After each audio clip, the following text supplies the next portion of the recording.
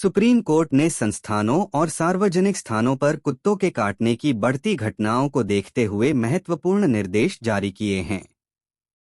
Supreme court की justice Vikram Nath, justice Sandeep Mehta और justice N V Anjaria की बेंच ने शुक्रवार को अपने एक आदेश में सभी राज्य सरकारों से कहा है कि वो आवारा कुत्तों और मवेशियों को हाईवे, सड़कों और एक्सप्रेसवे से हटा दें।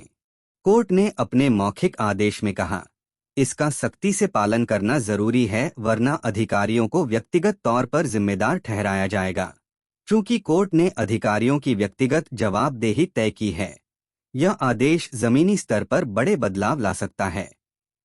कोर्ट ने सभी राज्य सरकारों और केंद्र शासित प्रदेशों को यह भी निर्देश दिया कि वे सरकारी और निजी संस्थानों की पहचान करें, जिनमें अस्पताल, शैक्षणिक संस्थान, सार्वजनिक खेल परिसर, रेलवे स्टेशन शामिल हैं। इन स्थानों को इस तरह घेरा जाए कि आवारा कुत्ते अंदर न आ सकें।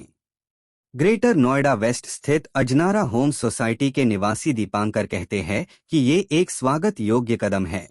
उनका कहना है कि हाईराइज सोसाइटियों को भी इसमें शामिल किया जाना चाहिए। सुप्रीम कोर्ट का ऑर्डर बहुत स्वागत योग्य है, लेकिन इसमें हाईराइज सोसाइटी को भी रखना चाहिए था, क्योंकि वहाँ भी एजुकेशनल इंस्टीट्यूशन और अदर पैरामीटर्स जो सुप्रीम कोर्ट ने तय किए हैं उसी तरह की व्यवस्थाएं हैं। बहुत ज़्यादा हाईराइज सोसाइटी अगर पूरे भारत में देखा जाए तो नहीं है। शहरों में ही इस तरह की दिक्कतें हैं। वहाँ पे पार्क या जो सकरी सड़कें होती हैं वहाँ कोई इस तरह का कोना नहीं होता जहाँ पे आवारा कुत्तों की सुरक्षा सुनिश्चित की जा सके।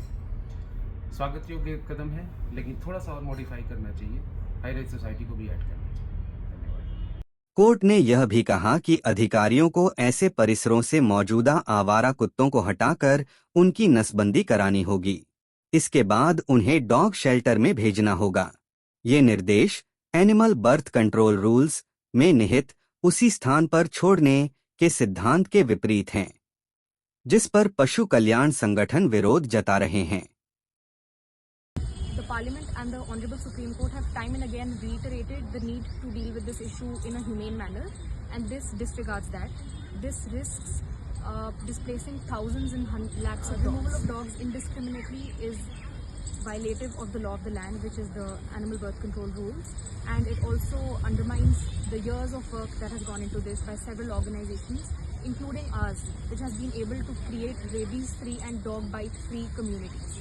We sincerely hope that by the next hearing, the Supreme Court considers our submissions and gives coexistence a chance. Noida में आवारा कुत्तों और मवेशियों को नियंत्रण का काम नोएडा प्राधिकरण करता है।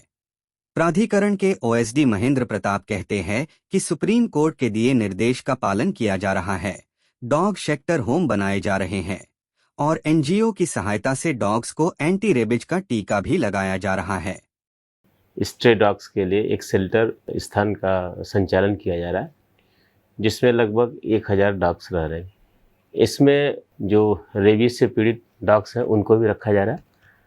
इस शेल्टर में चिकित्सक भी हैं, जो पशु चिकित्सक भी हैं, जिनके द्वारा इलाज किया जा रहा है।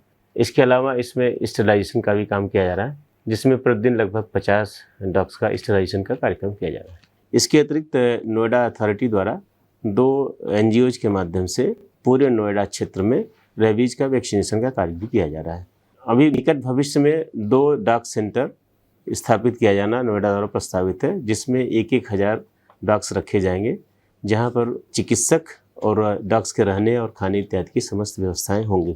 इसके अलावा पूरे नोएडा क्षेत्र में आरडब्ल्यू और अन्य स्थानीय लोगों की मदद से लगभग 1500 डॉग फीडिंग सेंटर्स स्थापित किया जाना प्रस्तावित है, जिसमें नोएडा द्वारा इसमें कार्रवाई की जा रही है।